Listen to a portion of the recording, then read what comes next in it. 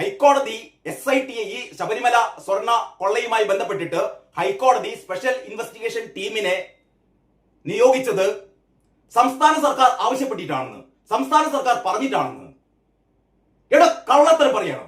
സംസ്ഥാന സർക്കാർ ഹൈക്കോടതിയോട് ആവശ്യപ്പെട്ടതാണോ? ഇതാ ഇവിടെ ഒരു ശബരിമലയിൽ സ്വർണ്ണ കൊള്ള നടന്നിരിക്കുന്നു, അതുകൊണ്ട് ഒരു സ്പെഷ്യൽ ഇൻവെസ്റ്റിഗേഷൻ ടീമിനെ നിയോഗിക്കണമെന്ന് ഹൈക്കോടതിയോട് സംസ്ഥാന സർക്കാർ പറയുകയാണോ ഉണ്ടായത്?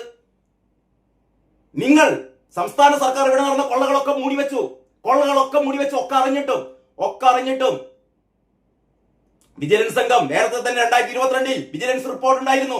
2019 നടന്ന കൊള്ളയെ കുറിച്ച് 2022 വിജിലൻസിന്റെ റിപ്പോർട്ട് ഉണ്ടായിരുന്നു. അതൊക്കെ പൂഴ്ത്തിവെച്ചു.